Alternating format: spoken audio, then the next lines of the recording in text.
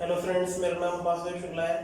आज class 10th की math की बुक का chapter 9 some application of trigonometry की एक्सरसाइज 9.1 का पार्ट 2 डिस्कस करेंगे। तो वीडियो शुरू करते हैं। तो ये है पार्ट 2 इस चैप्टर का। पिछली वीडियो में जो 1 से लेके 5 तक क्वेश्चन थे वो समझ लीजिए कि एक बेसिक क्वेश्चन थे इसके एप्लीकेशन के लिए।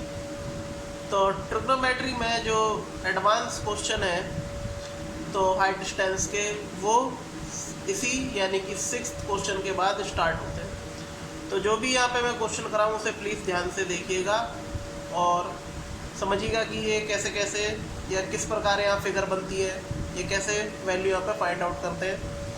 तो यहाँ पे 6th क्वेश्चन है, a 1.5 metre tall boy is standing at some distance from a 30 metre tall building. यानी कि 1.5 मीटर लंबा कोई लड़का है और वो 30 मीटर लंबी बिल्डिंग के सामने कुछ दूरी पे खड़ा है, हमें दूरी नहीं पता। The angle of elevation from his eyes, यानी जो उसके आंखों से जो एंगल ऑफ एलिवेशन बन रहा है to the top of the building increases from 30 degree to 60 degree as he walks towards the building। यानी जब वो लड़का बिल्डिंग की तरफ जाता है तो जो उसकी आंखों से एंगल ऑफ एलिवेशन बनता है वो 30 डिग्री से 60 डिग्री तक बढ़ जाता है। और find the distance he walk towards the building, तो हमें वो दूरी बतानी कि कितनी दूरी पे लड़का वो चल के गया जब 30 डिग्री से 60 डिग्री इंक्रीज हो गया एंगल। तो यहाँ पे फिगर कुछ इस प्रकार बनेगी। देखिए मेन काम यहाँ पे फिगर का ही है। जैसी फिगर आपको समझ में आ जाएगी तो उसी के बेस से सारा आपका क्वेश्चन हो जाएगा। तो मान लिया हमने कि कोई 1.5 मीटर यहाँ पे टॉल बॉय है, इसे ये भी मान लिया, और उसकी आंखों से यानी कि टॉप से ही एक 30 मीटर यानी इसे सीढ़ी मान लेते हैं, 30 मीटर टॉल बिल्डिंग है। तो ये बनता है 30 डिग्री एंगल। तो ये है उसका हॉरिजॉन्टल लेवल और उसको भी मिला देते हैं E। और जब वो कुछ दूरी पे यहाँ पे चल के गया होगा तो वो कितना बनता है 60 डिग्री, यानी पहला था 30 डिग्री और ये है 60 डिग्री। तो देखिए क्वेश्चन के हिसाब से ही जो फिगर बनी है वो बनाई गई है। तो आपको कहीं ना कहीं ये क्वेश्चन आधे से ज़्यादा समझ में आ गया होगा कि हमें क्या फाइंड आउट करना है। तो देखिए वो यहाँ से लेके यहाँ तक चल के गया है, तो ये डिस्टेंस हमें बतानी है। तो ये हम मान लेते हैं P मान लेते हैं। तो यहाँ पे हमें क्या निकालना है, P निकालना है। तो यहाँ पर अब जो गिवन है वो लिख देते हैं। तो गिवन है AB इक्वल टू 1.5 मीटर और DC है 30 मीटर। और देखिए हमें DE निकालना है, तभी ये ट्रायंगल यहाँ पे फॉर्म होंगे और उसी के बेस से फिर आंसर निकलेगा। तो DE कैसे निकलेगा, मैं DC में से अगर यहाँ पे EC घटा दूँ तो EC AB के इक्वल है, पैरेलल है। तो यहाँ से DE निकल जाएगा, यानी कि AB इक्वल टू EC। तो यहाँ पे DC वैसे अगर घटा दिया जाए EC तो हमारा क्या आ जाएगा, DE आ जाएगा। तो इसको फाइंड आउट कर लेते हैं। तो DC है हमारा D इक्वल टू 30 माइनस 1.5 इसमें से सब्ट्रैक्ट कर देंगे तो ये हो जाएगा DE इक्वल टू 28.5 मीटर। तो और यहाँ पे जो θ1 है वो है 30 डिग्री और θ2 है वो है 60 डिग्री। तो यहाँ पे देखिए सभी जो गिवन दे रखा था वो सब यहाँ लिख दिया है। अब बढ़ते हैं क्वेश्चन की तरफ कि इसको सॉल्व कैसे करें। तो यहाँ पे आप क्वेश्चन करते हैं अकॉर्डिंग टू क्वेश्चन। तो यहाँ पे इन ट्रायंगल,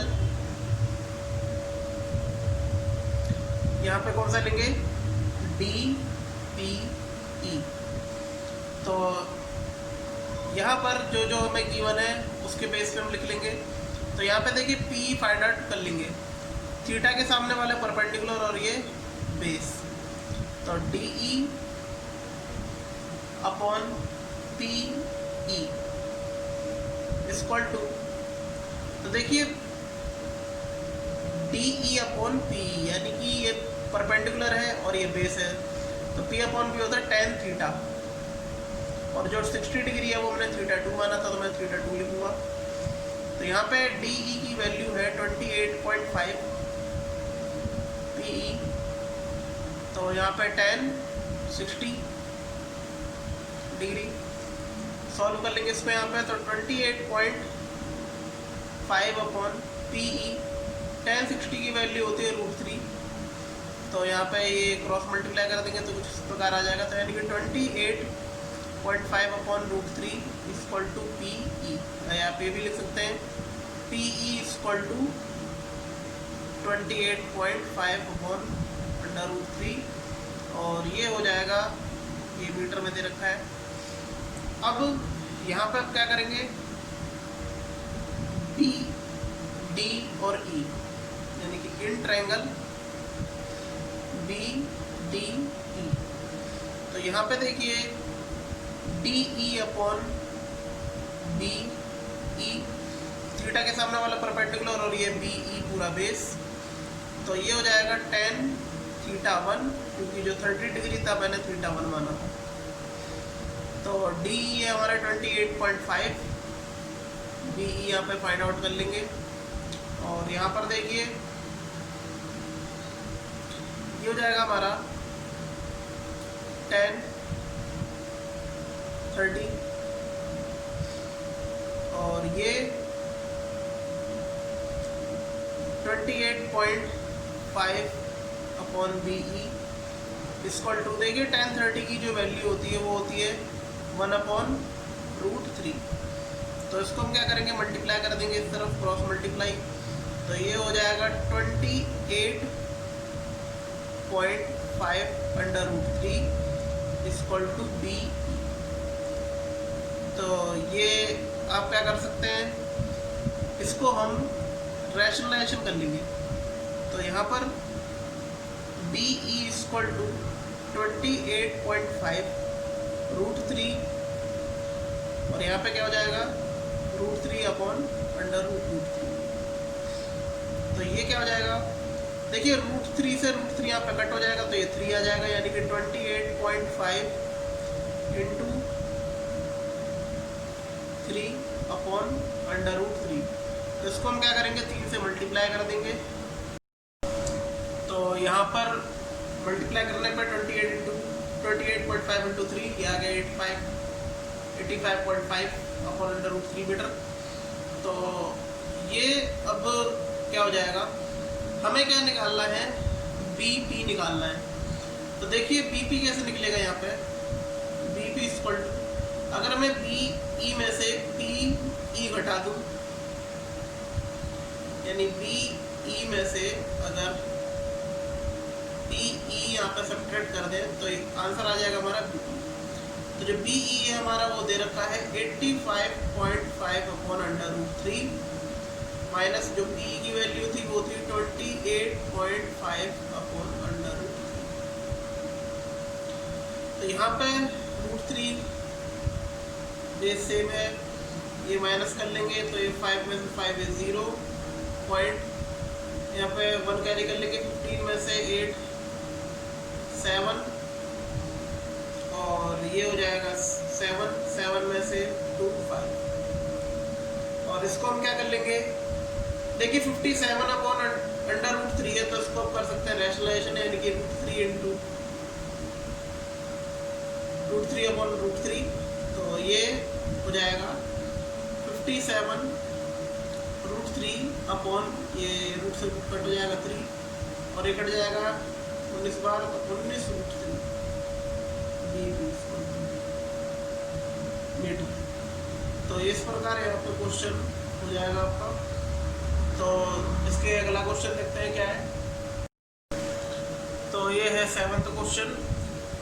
तो from A point on the ground the angles of elevation of the bottom and the top of a transmission tower fixed at the top of a 20-meter high building are 45 degree and 60 degree respectively. Find the height of the tower. तो देखिए यहाँ पे कह रहा है कि एक building है 20 मीटर ऊंची और उस पर टावर फिक्स किया गया है, और जो एंगल ऑफ एलिवेशन है तो वो है आपके 45 डिग्री, यानी ग्राउंड लेवल से जो एंगल्स बनते हैं वो दे रखे हैं यहाँ पे। तो 45 डिग्री और 60 डिग्री है। तो हम क्या करेंगे, यहाँ पे हमें हाइट बतानी है टावर की। तो ये कुछ इस प्रकार का है, यानी कोई एक बिल्डिंग है, ये है 20 मीटर और ये इसके ऊपर टावर फिक्स किया गया है। ये पता नहीं ये एच है मान लेंगे मीटर, और ग्राउंड लेवल से जो एंगल ऑफ एलिवेशन बन रहे हैं वो कुछ इस प्रकार बन रहे हैं, यानी कि ए बी सी और डी। हमेशा ध्यान रखना। अब इसमें एंगल हम कैसे बताएं कि कौन सा, मतलब हम बी ए डी या सी ए डी, इसमें कौन सा 45 और कौन सा 60 डिग्री रखेंगे। तो देखिए हमेशा ध्यान रखिएगा, जो लोअर एल्टीट्यूड होता है तो उसी में आपका क्या होता है, कम एंगल होगा, यानी कि जो मैग्नीट्यूड होगा एंगल का वो भी लो होगा। अगर हाइयर एल्टीट्यूड है तो हाई मैग्नीट्यूड होगा एंगल का। तो देखिए ये लो एल्टीट्यूड है तो यहाँ पे होगा 45 डिग्री, और ये हाई एल्टीट्यूड है तो इसका मतलब ये होगा 60 डिग्री, यानी हाई एल्टीट्यूड पर हाई एंगल और लो पर लो एंगल। तो यहाँ पे जो जो गिवन है वो लिख लेते हैं। तो यहाँ पर सी डी दे रखा है 20 metre, theta 1 45 degree, theta 2 60 degree. हमें क्या निकालना है, बी सी, यानी कि एच मीटर। तो यहाँ पे क्वेश्चन करते हैं अकॉर्डिंग टू क्वेश्चन। तो in right angle triangle A C D, देखिए इसमें एक ये छोटा ट्रायंगल लेंगे और ये बड़ा ट्रायंगल लेंगे और उनकी कंपैरिजन करके हम डी सी यहाँ पे फाइंड आउट कर लेंगे। तो यहाँ पर देखा जाए तो एंगल के सामने वाला क्या होता है, ये सी डी जो है वर्टिकल, तो ये है परपेंडिकुलर और ये है बेस। तो देखिए दो ट्रायंगल यहाँ फॉर्म हो रहे हैं और दोनों का बेस AD है, तो इसका मतलब यहाँ पे दो इक्वेशन बनेंगी और उससे आंसर निकल जाएगा हमारा। तो यहाँ पे हो जाएगा P/B, यानी कि CD/AD इक्वल टू, तो P/B क्या होता है, tan थीटा, 45 थीटा 1 है तो इसका मतलब ये थीटा 1 मानेंगे, CD 20 और जो AD है वो तो हमें फाइंड आउट करना है, अननोन क्वांटिटी है, tan थीटा 1। तो यहाँ पे tan क्या है, 45 डिग्री। तो यहाँ पर ये कुछ इस प्रकार निकल जाएगा, यानी 20/AD इक्वल टू, अब जो AD यहाँ पे है वो बेस सेम है, tan 45 की वैल्यू क्या होती है 1, तो इसको क्रॉस मल्टीप्लाई कर देंगे तो क्या आ जाएगा, AD इक्वल टू 20 मीटर। अब क्या लेंगे, जो बड़ा ट्रायंगल था वो लेंगे, यानी कि इन ट्रायंगल ABD। तो यहाँ पर B हम क्या करेंगे, देखिए फिगर में कुछ इस प्रकार था,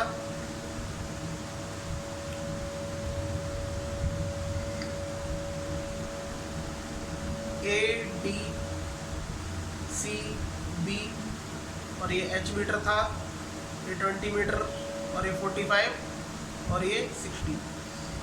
तो ए बी डी में अब यहाँ पे इसके सामने वाला क्या है, बी डी, ये है हमारा परपेंडिकुलर और A D base.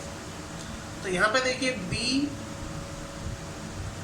D upon A D equal to यहाँ पे पी अपॉन बी यानी कि 10 थीटा 2, क्योंकि जो 60 डिग्री है वो हमने थीटा 2 माना है। तो देखिए बी डी किसके इक्वल है, B C plus C D के, B C plus C D, और ए डी 10 थीटा 2 हमारा क्या है 10 60 डिग्री। देखिए हमें सभी चीज़ यहाँ पे नोन है तो हम सब वैल्यू पुट कर लेंगे। बी सी की वैल्यू है एच प्लस सी डी की वैल्यू है 20 और ए डी हमने निकाल ली थी ऊपर, तो ये भी 20 है इक्वल टू 10 60 की वैल्यू होती है √3। तो इसको हम मल्टीप्लाई कर देंगे क्रॉस, तो ये हो जाएगा एच प्लस 20 इक्वल टू 20√3 और ये इधर आ जाएगा इक्वल तरफ, तो एच इक्वल टू 20√3 माइनस 20 और इसमें 20 कॉमन ले लेंगे तो ये बचेगा √3 माइनस 1 मीटर। तो यहाँ पे टावर की हाइट आ गई है। अगर आपकी मर्जी हो तो इसे आप रैशनलाइज भी कर सकते हैं, नहीं तो यहाँ तक भी अगर आंसर छोड़ देंगे तब भी ये ठीक है। तो ये 9th question, the angle of elevation of the top of A building from the foot of the tower is 30 degree. तो यानी एंगल ऑफ एलिवेशन दे रखा है बिल्डिंग का 30 डिग्री पे, और and the angle of elevation of top of the tower from the foot of the building is 60 degree. यानी कि यहाँ पे पूरी स्टेटमेंट में यही कह रहा है कि जो बिल्डिंग का जो एंगल ऑफ एलिवेशन है वो टावर के फुट से 30 डिग्री है, और जो टावर का एंगल ऑफ एलिवेशन है वो बिल्डिंग के फुट से 60 डिग्री है। If the tower is 50 metre high, और जो टावर की ऊंचाई है वो है 50 मीटर, और find the height of the building, तो हमें बताना है कि बिल्डिंग की ऊंचाई क्या है। तो यहाँ पे सबसे पहले हम फिगर बनाएंगे। मैंने पहले बताया था कि इस चैप्टर से रिलेटेड आपको क्या करनी है, सबसे पहले फिगर बनानी है। फिगर से आधे से ज़्यादा जो क्वेश्चन है वो सॉल्व हो जाता है। तो यहाँ पे ए भी मान लेते हैं, ये बिल्डिंग है और इसकी हाइट हमने मान ली h मीटर है, और यहाँ पे कोई एक टावर है 50 मीटर, इसे हम मान लेते हैं C और D। तो देखिए जो बिल्डिंग का टावर के फुट से जो एंगल ऑफ एलिवेशन है वो है 30 डिग्री, और ये जो टावर का बिल्डिंग के फुट से एंगल ऑफ एलिवेशन है वो है 60 डिग्री। तो ये कुछ इस प्रकार दे रखा है। तो यहाँ पर गिवन लिख लेते हैं। तो देखिए हमें ए भी फाइंड आउट करना है। C D equal to 50 metre और थीटा 1 इक्वल टू 30 डिग्री और थीटा 2 इक्वल टू 60 डिग्री। तो यहाँ पर क्वेश्चन करते हैं। तो in triangle, in right triangle, right angle triangle, यहाँ पे हम लेंगे ए बी डी। तो देखिए ए बी डी में, अब देखिए डी पे एंगल है तो इसके एंगल के सामने वाला ये परपेंडिकुलर है और ये बेस। तो यहाँ पे देखिए बेस दोनों में सेम है, यानी कि बिल्डिंग की बात करें तो इसमें बेस सेम है, टावर की बात करें तो इसमें बी डी बेस सेम है। तो यहाँ पे थीटा के सामने वाला परपेंडिकुलर और बी डी यहाँ पे बेस है। इसका मतलब है A B upon B D, A B upon B D equal to, यानी P upon B tan theta, theta यहाँ पे थीटा 1 है 30 डिग्री है। तो ए बी क्या है एच, बी डी है टेन 30 डिग्री, थीटा 1 की वैल्यू 30 डिग्री है। तो इसको आगे और सॉल्व करते हैं। और यहाँ पे एच अपॉन बी डी, देखिए टेन 30 की जो वैल्यू होती है वो होती है 1 √3। तो यहाँ पे हम क्या कर लेंगे, क्रॉस मल्टीप्लाई कर लेंगे, यानी कि √3 इधर और BD × 1, तो ये हो जाएगा √3h = BD, या आप ये भी लिख सकते हो BD = √3h। तो इसे हम मान लेंगे फर्स्ट इक्वेशन। अब इन राइट ट्रायंगल BC और D, तो राइट ट्रायंगल BCD, यहाँ पे कुछ ये फिगर ऐसी थी,